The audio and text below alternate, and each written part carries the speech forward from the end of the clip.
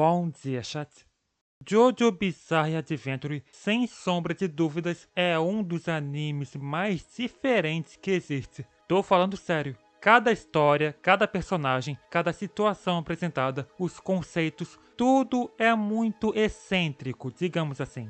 A parte 1 é uma história comum de vampiros. A parte 2 acompanhamos um americano, um italiano, uma milf e um ciborgue alemão para derrotar vampiros astecas. A parte 3, dois estudantes japoneses, um francês, um egípcio e o mesmo americano de antes precisam fazer uma jornada do Japão até o Egito para derrotar um vampiro que está escondido por lá.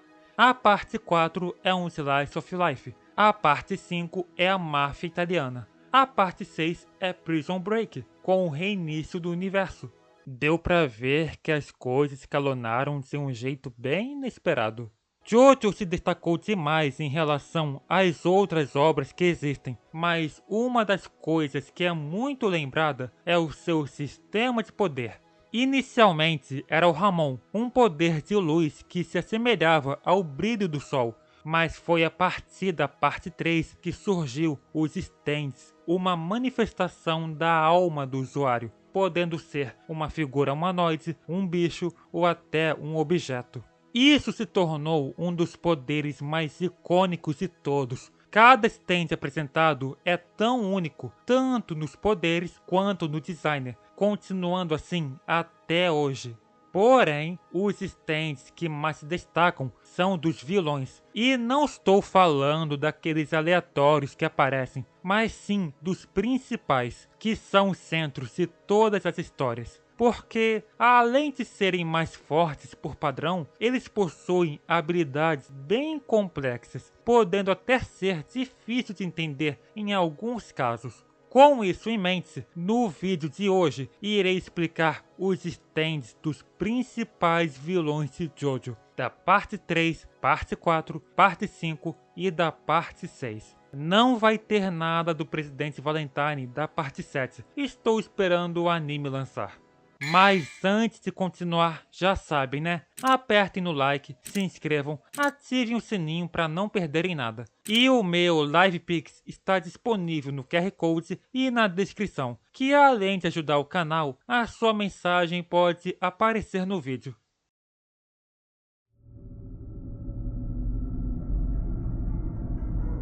Jill é, sem sombra de dúvidas, o vilão mais icônico de JoJo, por ser pura maldade. Na sua primeira aparição na parte 1, quando conheceu o Jonathan, fez de tudo para arruinar a sua vida, na sua reputação, nos amigos, no amor. E quando descobriu o segredo sobre a máscara de pedra, renunciou à sua humanidade e se transformou em um vampiro, querendo dominar o mundo. Só que foi derrotado no último momento de ambos, afundando nas profundezas do oceano. Até ser despertado 100 anos depois e assim voltando a ser uma ameaça, ainda mais após tomar o corpo do Jonathan e despertando o seu stand. O Zawardo é o mais simples de entender desse vídeo, um stand de curto alcance com um alto poder destrutivo, e a sua principal habilidade é parar o tempo. Inicialmente, era só por um segundo, que mal dava para perceber, mas quanto mais a cicatriz do pescoço se curava, mais forte ficava, podendo parar por 5 segundos, 7 segundos, 9 segundos. Quando chegou o momento do Jotaro o enfrentar na parte 3, foi bem difícil. Precisou de muita cautela durante a luta inteira para conseguir lidar com essa habilidade. E é isso mesmo, um stand que para o tempo. Não tem muito do que falar, já é autoexplicativo.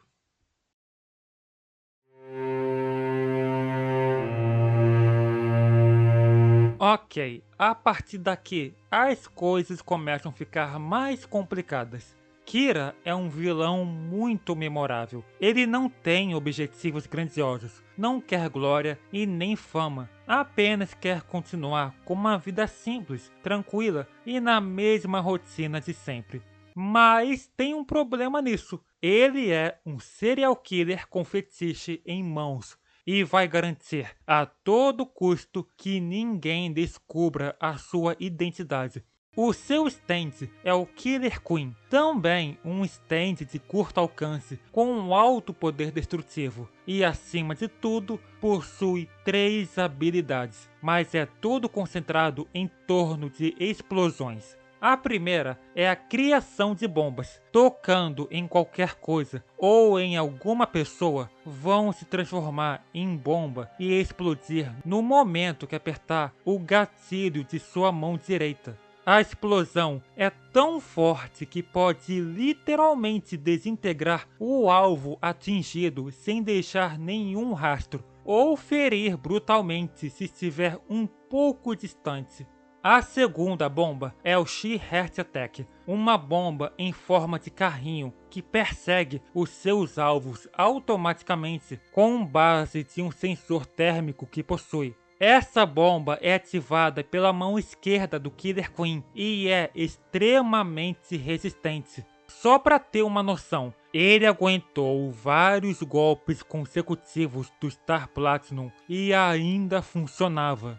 De início, essas eram as únicas habilidades do Killer Queen, mas a partir de um momento ele ganha uma a mais. Durante a parte 4, quando ele é descoberto, precisou trocar de identidade e quando estava ficando encurralado de novo, a flecha que desperta os stands entrou na sua pele e deu uma nova habilidade, com base no seu objetivo de não ser descoberto. Bite the Dust. Ele funciona assim. Quando é acionado, possui um novo usuário, e quando houver alguém descobrindo a identidade do Kira, essa pessoa irá morrer em uma explosão, mas nisso irá criar um loop temporal, voltando 1 hora atrás no tempo e repetindo os mesmos eventos. Quando o Bite the Dust estiver ativado, o Kira não vai conseguir usar o stand, a não ser que desative, e ele não vai lembrar do loop temporal que aconteceu nessa 1 hora, apenas o usuário atual.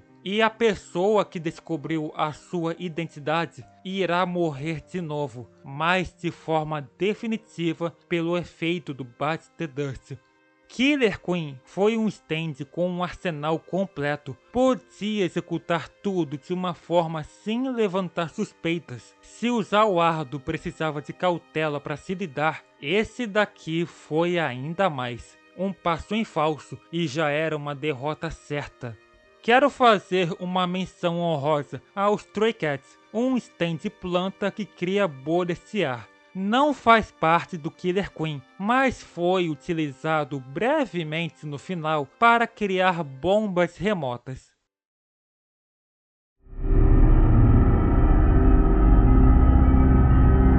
Se você acha que as coisas já estavam confusas, relaxa, elas vão piorar. Diavolo, o chefe da Passione, a máfia italiana. Um homem que ninguém sequer sabe algo sobre. Uma das pessoas mais temidas no mundo do crime. O seu stand é o King Crimson e, sem nenhuma surpresa, também é um stand de curto alcance e com um poder destrutivo alto. E todas as suas habilidades também envolvem o tempo, mas é meio difícil de entender.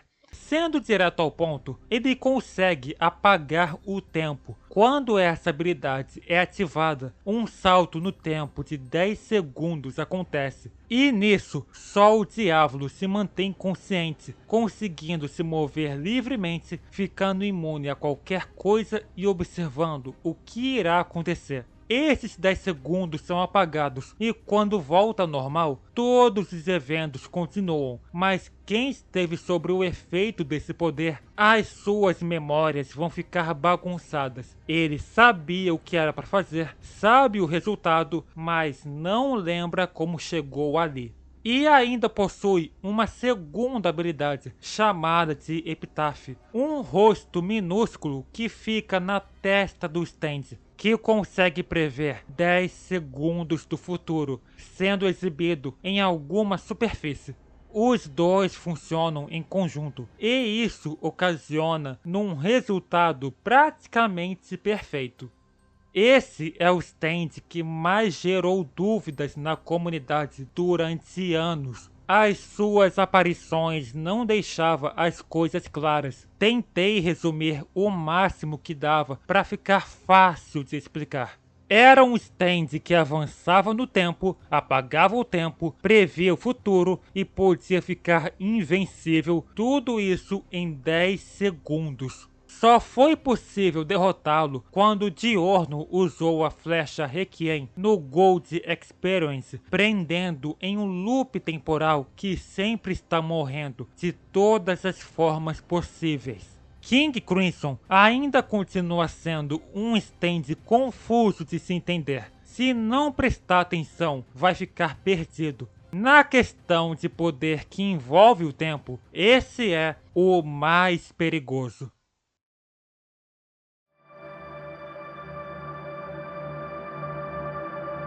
Putz, o vilão movido pelos ideais do Dio, com o objetivo de alcançar o céu e que quase venceu no final. E acredite, inicialmente o seu stand não tinha algum poder que envolvesse o tempo. É que com o passar da história da parte 6, o seu stand vai mudando a sua aparência, o seu poder, os seus status e tudo mais.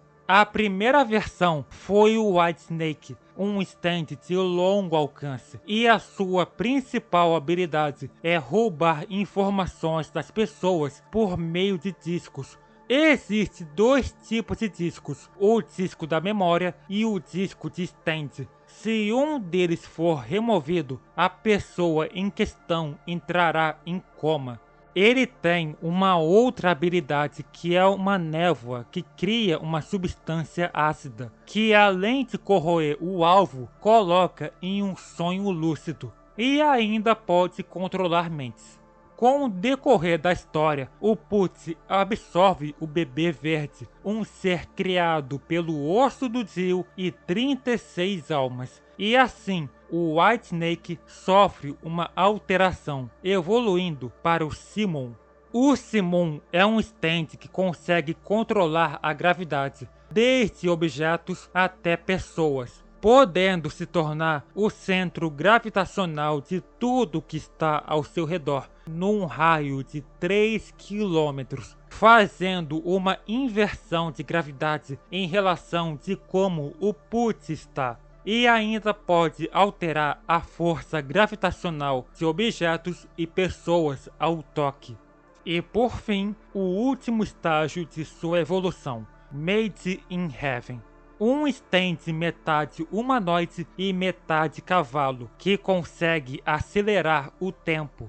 Quando ativada, aos poucos o cenário de tudo vai avançando mais rápido. Apenas o Putz vai acompanhando, enquanto o resto das pessoas continuam na velocidade normal, mas com a sua percepção sendo afetada, não conseguindo acompanhar. O mundo começa a ser afetado de forma crítica. Sensações como frio e calor se tornam instantâneas. Estruturas e objetos entram num estado de decomposição. Ferimentos não são curados. E quando a velocidade atinge o seu ápice, começa a afetar todo o universo, podendo apagar a existência de qualquer um e criar um novo universo. Originalmente, o Putz era para vencer. Seria um final que os heróis perdem, todo mundo morre e a família Joestar é apagada da existência. Mas essa ideia foi barrada, porque acharam pesada demais. Então foi alterada. O Putz acabou perdendo, os Joestar não foram apagados e os que morreram foram reencarnados nesse novo universo. E nisso, dando fim para o universo original de Jojo, que ia da parte 1 até a parte 6. Esse stand começou como algo simples, depois foi evoluindo de um jeito que se tornou quase invencível. Ainda assim, devemos lembrar que todos esses stands foram fortes por causa de seus usuários, que conseguiam usá-los de forma excelente. Durante toda a franquia, teve personagens que eram péssimos usuários de stands, mas o Dio com o Zawardo, o Kira com o Killer Queen, o Diavolo com o King Crimson e o Putz com o White Snake Simon Made in Heaven mostraram o caos que podem fazer. Stands com capacidades de mudar o mundo para sempre. Então é isso, obrigado por terem assistido. Depois de algumas tentativas, finalmente consegui fazer um vídeo sobre Jojo e fiz um vídeo de explicação depois de muito tempo. Fiquem à vontade para comentar o que acharam e se tem alguma coisa que esqueci, fiquem à vontade para complementar. É isso, boa noite, chat.